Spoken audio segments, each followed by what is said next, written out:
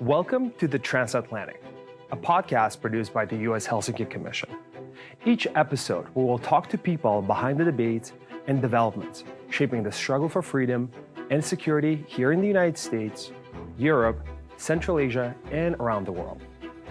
These conversations will cross oceans, intellectual divides, and political affiliations. We'll look forward to having you along for the ride.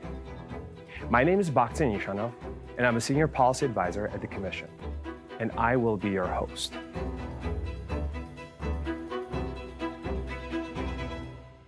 Today, I have the pleasure of speaking with Colin Woodard, an award-winning journalist and acclaimed author whose work explores the forces that shape nations, cultures, and history. He's best known for his groundbreaking book, American Nations, A History of 11 Rival Regional Cultures of North America, which reshaped how scholars, policymakers, and the public think about American identity and division. He's also the author of The Republic of Pirates, a richly researched narrative that inspired the NBC drama Crossbones and brought new life to the real history behind the golden age of piracy. And I want to talk about it. Beyond his books, Colin has built a distinguished career in journalism, reporting from more than 50 countries and covering issues ranging from geopolitics and climate change to American democracy and regionalism.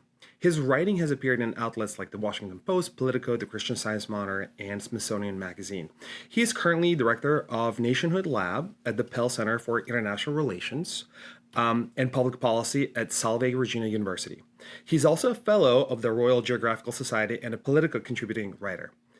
And my favorite tidbit about you, which I found out when I was doing research, that you are a consultant for the Assassin's Creed Black Flag. It's a video game, so we do need to talk about it. This is liberal arts major in action. Yes. Excellent. So we need to talk about it. So we are very, very thrilled to have him with us today to talk about his work, his perspectives on American regional cultures and contemporary politics. But before we have this profound and deep conversation, the first question that I want to ask you, and something that I think people who our audience, I think we know our audience, would probably be interested in, is how does one end up with such a diverse, distinguished, and I would say eclectic career as you have? You've reported, you're a journalist, you're a writer, and your books are very on very diverse topics as well. So did you set out, in whatever, third grade, I'm going to be a writer and this is what I'm going to do and I'm going to be a consultant for Assassin's Creed? Or how did it all turn out? I mean, when I was in third grade, we were still playing, Pong on a 4-bit machine, so I couldn't imagine Assassin's Creed. But maybe, I mean, looking back, I didn't expect to be a journalist. It was kind of an accident.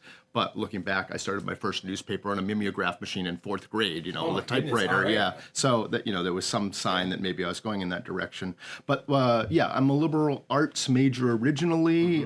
My graduate work was international relations. It's all interdisciplinary, because we live in a world of silos and specialized knowledge, which is necessary for the specialization of knowledge, but there are too few people connecting the implications horizontally across them, and that's something I've always been interested in, and I fell into this work actually because of Gorbachev and Perestroika and Glasnost, which is what was happening when I was in high school. I graduated in 1987.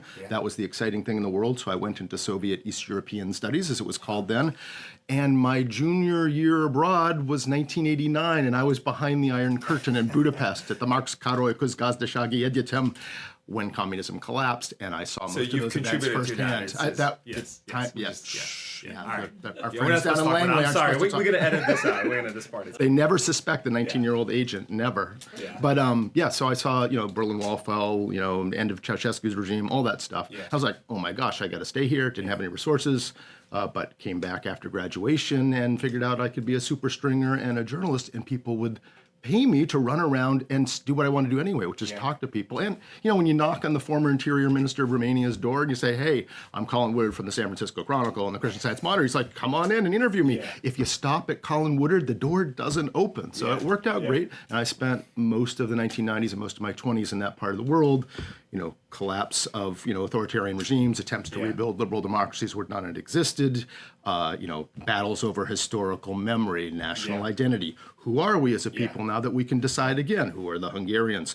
Are the Slovaks and the Polish Hills Hungarians? I'm not so sure. What about the Gypsies? I don't know. Hungary used to be bigger. Yeah. I mean, all those things were happening, big lies and all of that stuff. And then the end of my time there was covering the aftermath of the Bosnian War, Siege of Sarajevo, and the genocide there. So that rounds everything out, right?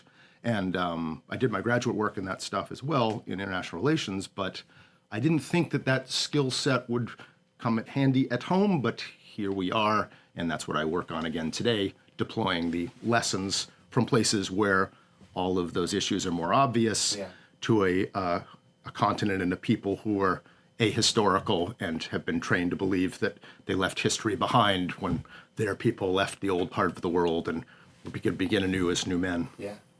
Fascinating, which is a great segue into the American Nations, which if people haven't seen it or read it, it's just absolutely fascinating, changed the way I think about things. I think, I think one of the great signs of an amazing book or something is when you keep thinking about it. Once you finish it, you keep thinking about it, and you may not agree with every point of it. And I think that what makes Perish the thought. And one of the things that you argue in that book is that United States is not a single, national culture, but a patchwork of regional nations.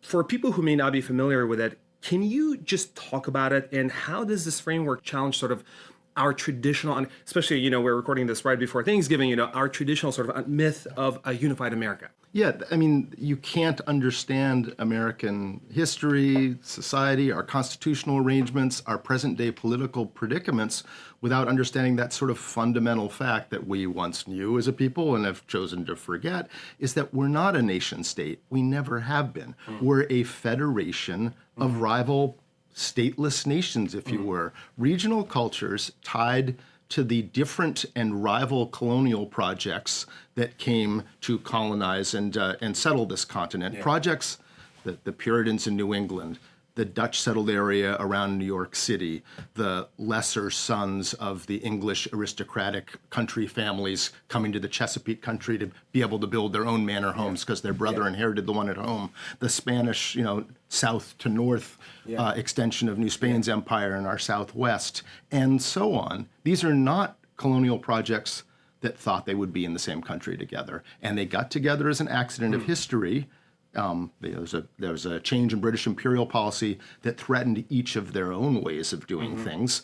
They got together in an ad hoc ragtag rebel alliance, and they won, but that meant they were suddenly in something called the United States of America together, and nobody was quite sure what that was. And the big problem was everybody knew that they were separate people with separate histories and religious and ethnographic backgrounds, with separate goals in their society, different ideas about what liberty and freedom mean, about whether we are devoted to the liberal democratic ideas that are encoded in our declaration and in the Helsinki process, or are we in fact a blood and soil state tied to select, master people who really the continent belongs to, originally the Anglo-Saxon race. A battle over these things that persist to this day if you know the mutually exclusive settlement patterns that these different rival colonial projects had through the 1830s or so. They don't respect state boundaries, they don't respect international boundaries, but once you know that map, you will see it in county level data today of all manner of things.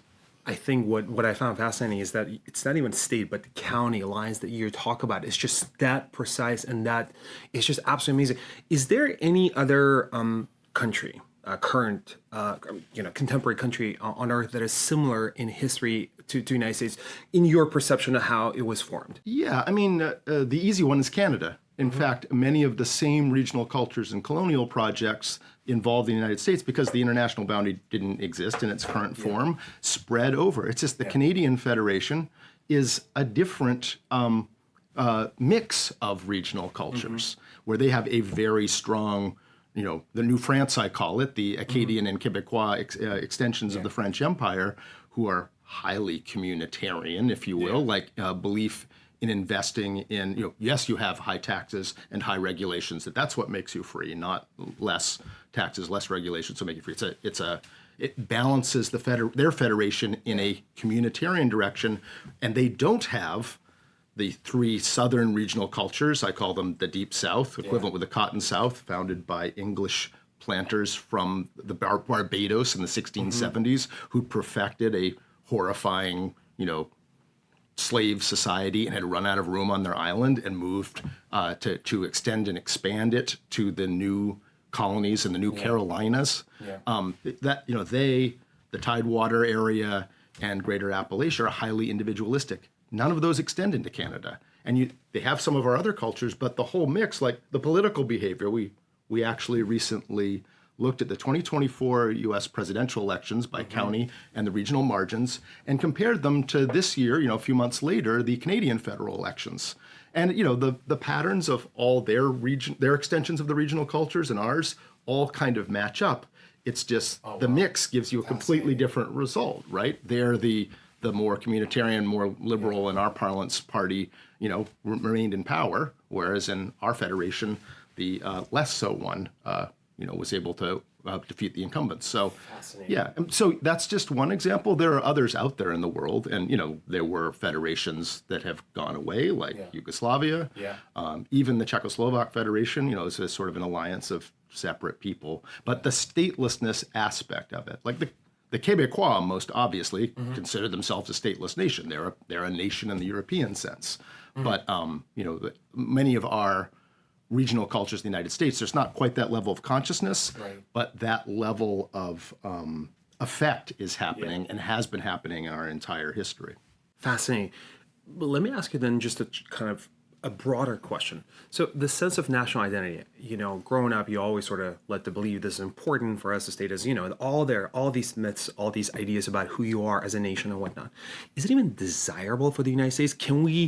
How important is it? I mean, seems like we're doing okay, right? I mean, I don't know. Are we right now? Are we doing? I guess so. But when you look objectively over the last 50 years, again, we are economy-wise, technology-wise. I mean, we're doing okay. Is this something desirable? Is it something that we need to strive, work for, or is it okay the way it is? Excellent question. I mean, somehow this unwieldy federation did rise to become the most powerful country on earth and exported its best ideals through things like the Helsinki process to other parts of the world that hadn't had the space, Japan, South Korea. I mean, it's a pretty impressive force in human relations, but, are we that stable? The battle, there are a couple of ways. Every country has to have a national story or it doesn't work. These are, as Benedict Anderson, the Anglo-Irish, political scientist said, nations are imagined communities. They only exist because we think they do. And the only way you can construct, a loyalty as we as individuals to something as abstract as a nation is to have a compelling story for, why is it that you and I are supposed to have more in common with a stranger we will never meet 3,000 miles away from here than we do with someone living a lot closer. Like I live in Maine, we're really close to the Canadian border. Why do I have more in common with a Californian than a New Brunswickian, right? In fact, our cultures are very close together because they were same stuff. But you see what I'm going with it. You have to have a story. It's not like you can just ignore it because, as the historian William McNeill said over 40 years ago, a society without a believable mythic story finds it very difficult to, improvise or sustain any kind of public consensus or action. Or Jill Lepore, the New Yorker writer and Harvard scholar, says something along the lines of, every humans need the national story, and they can get it from scholars or they can get it from demagogues, but get it they will. In other words, it is a void that someone will fill. Is it a malfunction of the Homo sapiens that we need that? We do, as individuals, social psychologists, evolutionary biologists, child development people, know that we are a storytelling species. We need the stories to understand our own identities. We have many identities at once, but the national identity, you need that too. You need the answers, and people will hungrily, psychologically need to fill them. So you'd best be replicating a narrative that makes your country stable and is hopefully the best version of yourselves. I mentioned earlier that our narrative has been a battle between two visions because we didn't have a story. Like everyone, if you asked somebody in 1800, what country you're from, they would have said, I'm a Massachusettsian, I'm a South Carolinian. They would only say American the same way that a German or French person would have said, I'm a European, like being part of a larger community. But that was not sufficient. By the 1830s, it was clear that this, whatever it was, federation was going to fall apart. And there was a fear, like Hamilton wanted us to have a stronger constitution. He writes in the Federalist specifically because he feared that if we didn't bond ourselves together, that the states would go to war with one another and it would be more brutal than the European wars. So there was this battle over what is our shared story. And one was, hey, we may not share bloodlines, ethnicity, religion, all those building blocks that the Europeans in the early 19th century were busily building nation states out of. Yeah. But what we share is a devotion to a set of ideals. Yeah. The ones in our opening statement as a people, the Declaration of Independence, that we have, every human has a natural right given to them at birth by God or the universe to survive, to not be tyrannized, to pursue happiness as you understand it, and to access the representative self-government that makes that all possible. And that we as Americans, what defines us is a devotion to protect one another's natural rights, they're described, but also to try to create a society where that is even possible, right? That's Frederick Douglass in every speech he made. That's Lincoln at Gettysburg, MLK Jr. in the Mall. It's our civic national ideal. But it was countered instantly, in real time, like practically the same week in the 1830s, by a counter-narrative constructed by a group of deep Southern intellectuals that said, no way, the Declaration is wrong, humans are not equal. Only the superior Anglo-Saxon race, they said, had the genius and ability to secure the promises in the Declaration. We are instead a classical republic, they said, like ancient Greece and Rome, where a small group at the top of the pyramid has the liberty or privilege to practice democracy, and subjugation and slavery are the natural lot of the many. And at the time, they had 2,000 years of history and political philosophy on their side, and this ideals-based natural rights, liberal democratic thing was a new and radical idea. This has been our epic struggle as a peoples ever since, the meta struggle.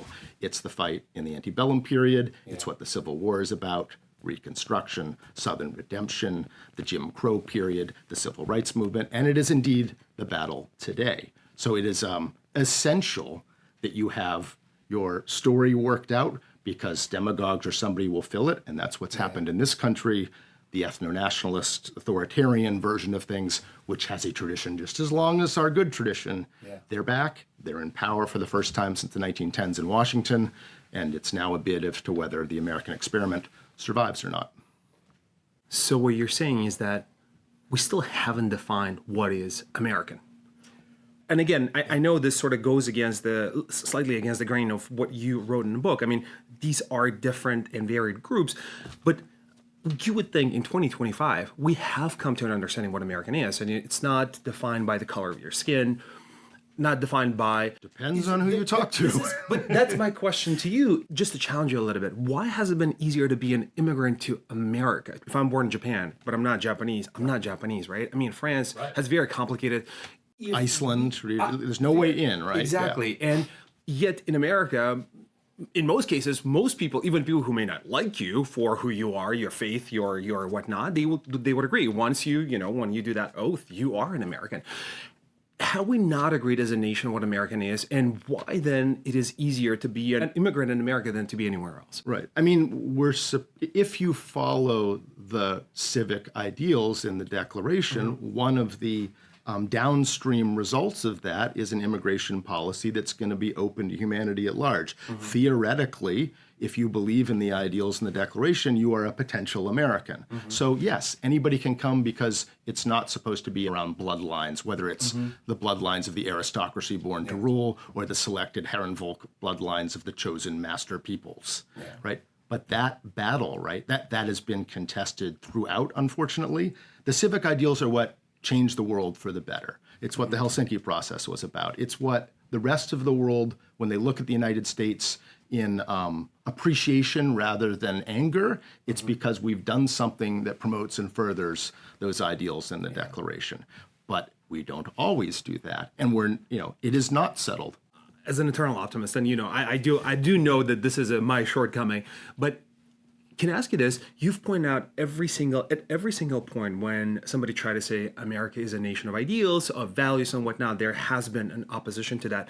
But it seems over the centuries, the quote unquote, the good guys, the narrative, the narrative. We'll go with that. Sort of, that narrative has always kind of come on top, right? That's sort of, whether you look at, civil rights movement, whether you look at, slavery, it's a horrible and ugly thing, but ultimately we sort of do the right thing. Do you think that what we're living through right now, it is definitely a moment of this, again, convergence of these sort of opposing views, Do you think we are destined to ultimately the good guys, the narrative about the values and ideals? Do you think it's going to win over? Theodore Parker's, arc of justice, bend towards, arc of history, bend towards justice. It depends on the time horizon you look at. I mean, what happened after the Civil War? Did the good guys actually win? No, we abandoned Reconstruction, right? We allowed the occupied Confederacy to reinstall a racial apartheid system and roll back the brief political emancipation of African Americans in the South. You had African American U.S. senators, congressmen. In South Carolina, where there was a black majority, the African Americans actually controlled the legislature, most of whom had been freed slaves, and were passing we're going to fully fund public schools, we're going to build infrastructure, we're going to change the tax system so it's not balanced towards the great planters. Of course, the great planters hated that. And that's where the KKK came from, and death squads, terror, torture, and we had a Union occupying army there during Reconstruction. But after the 1877 election, basically, there wasn't enough in the northern regions.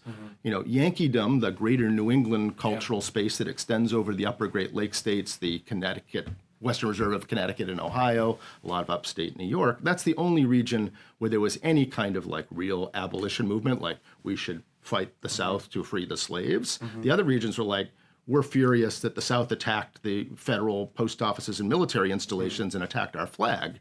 And so, it's not till at Gettysburg, with all the dead in the battlefield, that Lincoln shows up in 1863 to consecrate the emergency cemetery to bury all these dead people, that for the first time a chief executive of the United States says, tied us and our fate officially to promulgating the ideals in the Declaration. He said, they're under assault, the chance that humans can live in freedom, we're the last best hope for that this will perish from the earth if we don't fight for it. He defined the Civil War struggle and all this death and carnage around them on Cemetery Hill and Gettysburg in those terms. But it wasn't until that moment that had even been articulated in that form. So, I mean, it's an enormous battle and the stakes are very high. And, in generational terms, entire generations, it did not turn out successfully, right? We allowed Jim Crow to happen, then the Second Klan.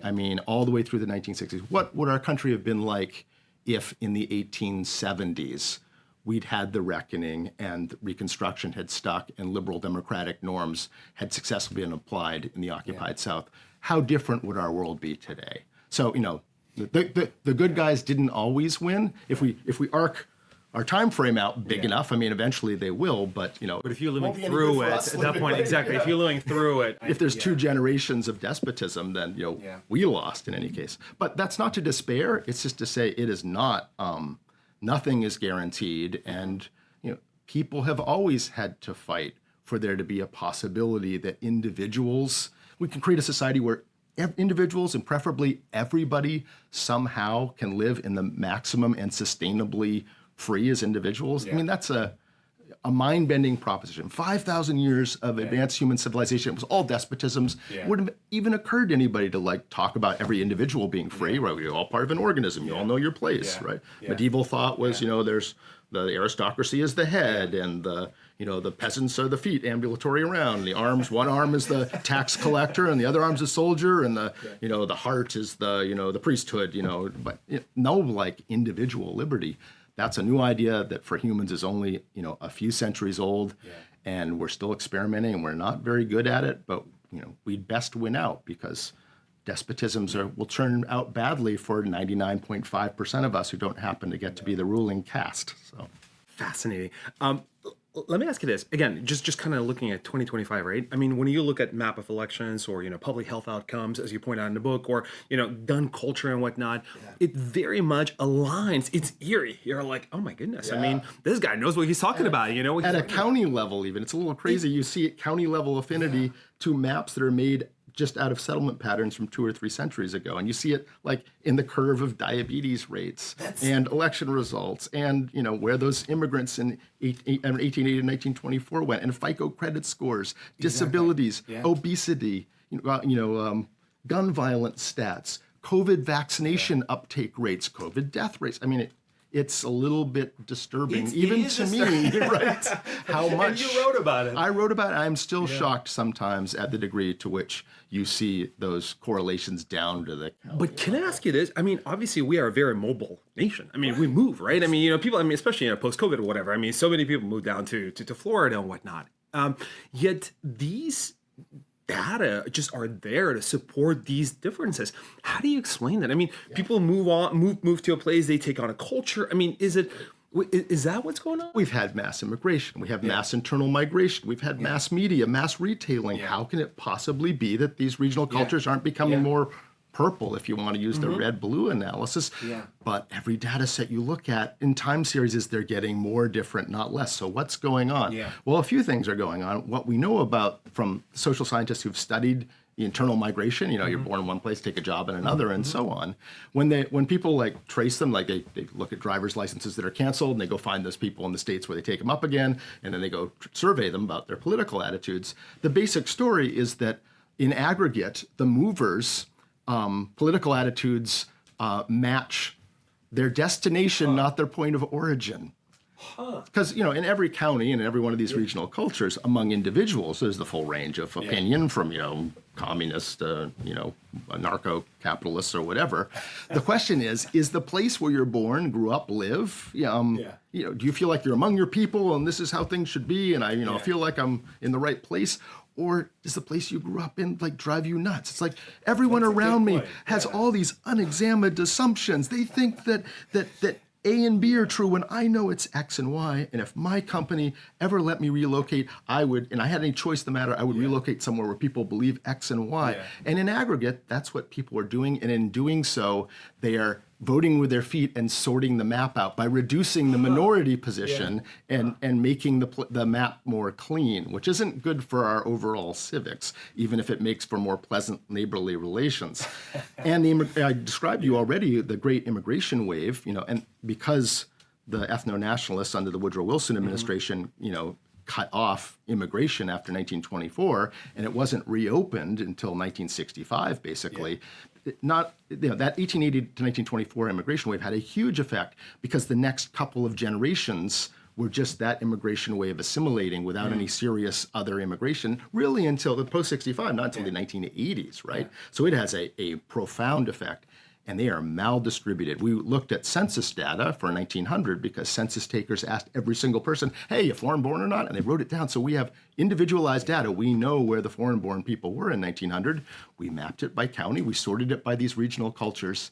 And it is shocking. Basically, none of them went to the Deep South, Tidewater, and Greater Appalachia, the three southern Dixie regions, writ large, if you will, but extends all the way up into Kentucky and southern Ohio and down to the Texas Hill Country. But a big chunk of the country was at 1900, 1%, 3% foreign born, whereas all the other regional cultures are 20, 25, even over 30% foreign born, including the Pacific, the sort of Chile-like regional culture on the Pacific coast, between the mountains and the sea, from Monterey, California, Juneau, Alaska. That's over 30%. East Asian migration too. And New Netherlands, the Dutch settled zone around what's now New York City, also 30, 35%. So what I'm saying is that reckoning in that time period where Anglo-Protestant America had to open the, accept that there would be a wider definition of who could be. Yes, the papists are here. Yes, they can be good Republicans. I guess Kennedy turned out not to be taking his orders from the Pope, right?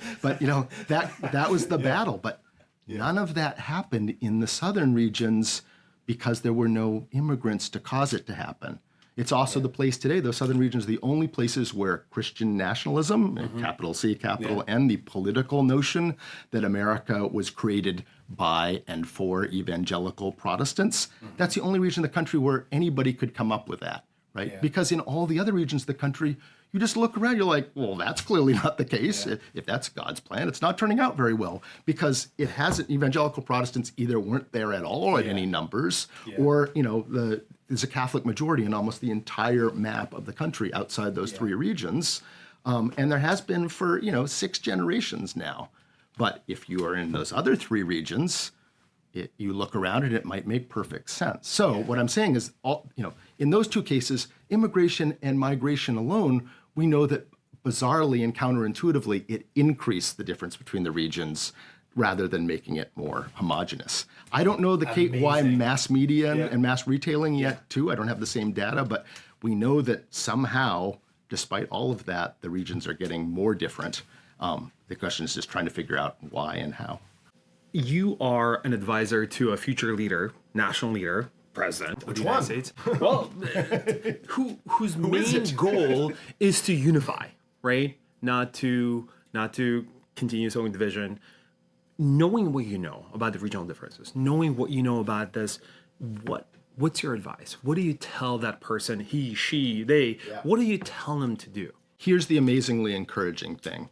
Despite this battle, we wanted to figure out, how do you talk about the good civic narrative of ourselves? How do you talk about that to 21st century Americans now? And we were like, well, what do they think now? So we put out baseline polls when we started our work, basically putting side-by-side rival statements about America's purpose. And one of the statements was coded to the Declaration's values. The other one was more intrinsic qualities like heritage and history and character, and values that are more like ethno-national adjacent that you would acquire through your families over time.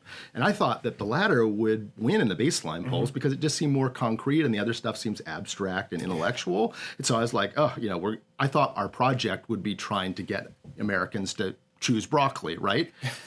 I was stunned when it came back. It was basically all these different questions were 60-30, 60-35 in favor of the Declaration. Wow. Including across regions. My optimism is not completely stupid. Genders, generations, education levels, income. The only ones that didn't have a plurality were two important segments.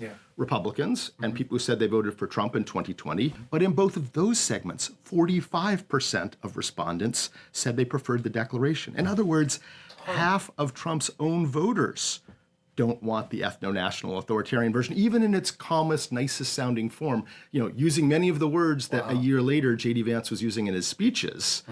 It's also rejected there. And I can't remember exactly the stats. I think it's 63% of independents preferred this civic declaration and 79% of Democrats. I was like, whoa, we haven't even done anything and Americans are already primed for it. Further, we put out in a later poll, we'd better test this idea, is it true or not?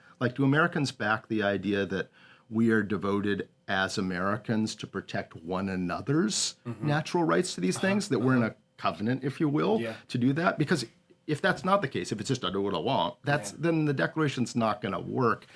We have to be in it together, right? I was like, well, let's hope it's 60-30, 60-40. And we put the poll out, and I was like, gulp.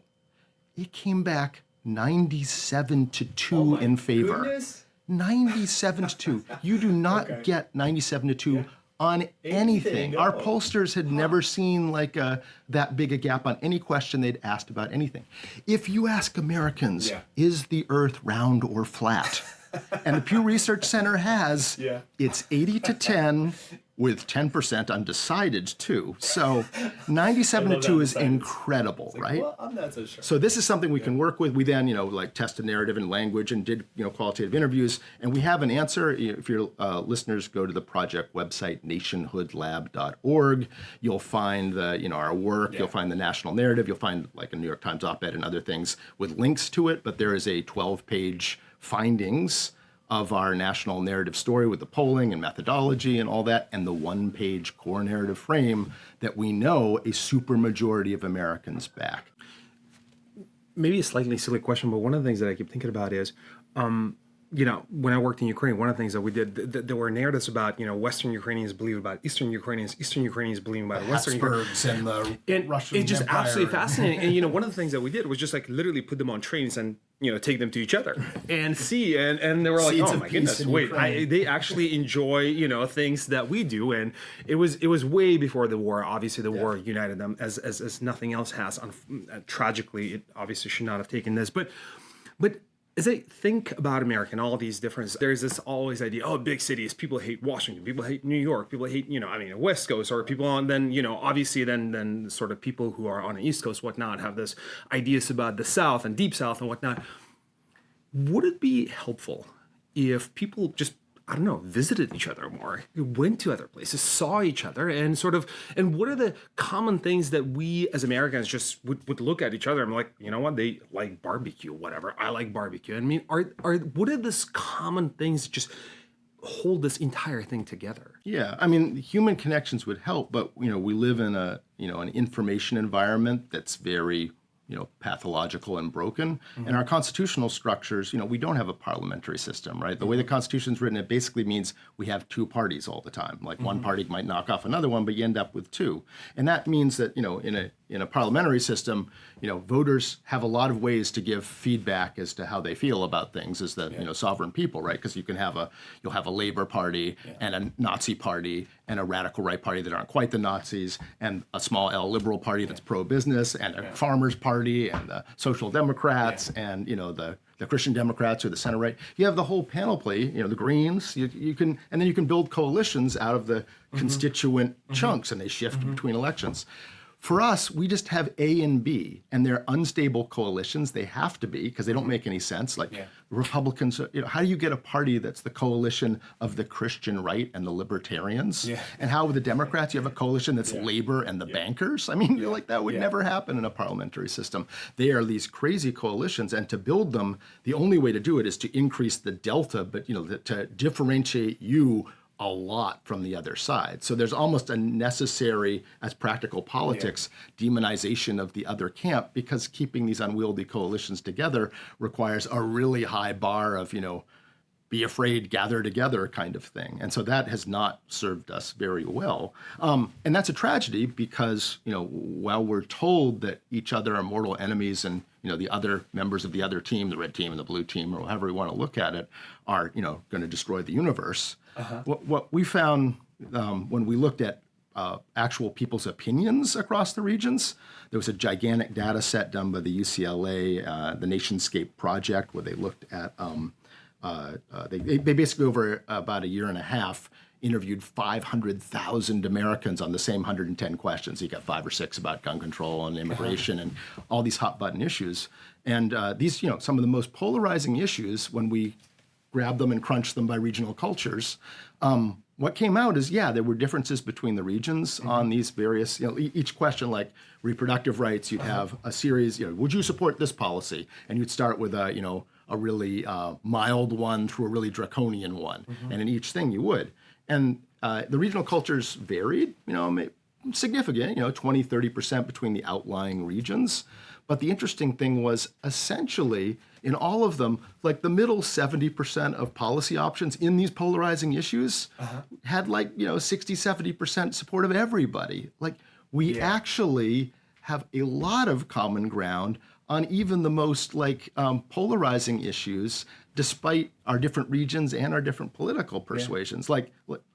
If you set aside the fear of the other team and what they're up to and what agenda they're serving, everyone actually wants money out of politics, right? They want renewable energy, even if they don't believe in climate change, because it makes sense. Why be dependent on foreign oil? Why burn something when I can just pull it from the sun? It's, that there's a whole mess of stuff like that. So the tragedy is that we probably have more in common. I don't know if just going around the country and meeting each other, will that be good or bad in the current environment? I mean, personal connections. So once you actually know somebody, you get to know somebody on the other side of the fence, you'll discover your common humanity, and that actually your motivations are similar. I remember before the 2016 election, I was the investigative reporter at the Portland Press Herald, which is the largest paper in my home state of Maine. And I did a series, I picked 2 towns ahead of the election, one of which was basically the most conservative municipality in the entire state in the previous elections, and the other the most liberal, and went to interview them. They're very similar municipalities. They're about the same size. They were both towns on the edge of, chunkier, what counts as a city in Maine, 20,000 person kind of city, right? A little here, but, 5,000, 6,000 people, and Hollowell and Turner, Maine. And one was everyone was for Trump, and the other one everyone thought Trump was the worst and was for Hillary Clinton. But when you ask them why, they were both saying exactly the same thing. Because we care about our neighbors. Because I mean, it was kind of stunning. They were seeing the world in completely different ways, but the things that they cared about and their motivations, self-declared, were exactly the same script. So I mean, Incredible. I don't know what you do with that, but I mean, Yeah. there's definitely the potential for us to be getting along a lot better. I don't know exactly how you operationalize that in this environment, but realizing that we all share, this desire to remain a free society would be a good place to start. Because even if we disagree on other things, if we agree on what we're talking about, like, how do we execute the promise in the Declaration? And we're having an argument now about policy X. Well, do you think that policy X furthers or corrodes the natural rights promises in the Declaration? And maybe you both have an answer, but you're talking about the same thing, right? And the chance that you're both agreed that you both have a similar goal and you're arguing about how to execute it, you're already in a much better space, and a space where you might be able to have a productive discussion, and maybe you might even discover things about each other's positions, like, maybe you don't agree with them, but you understand their motivation, and vice versa. I mean, I just think that is the prerequisite for having constructive civics and, being able to negotiate our differences. Again, a little bit more data to my optimism.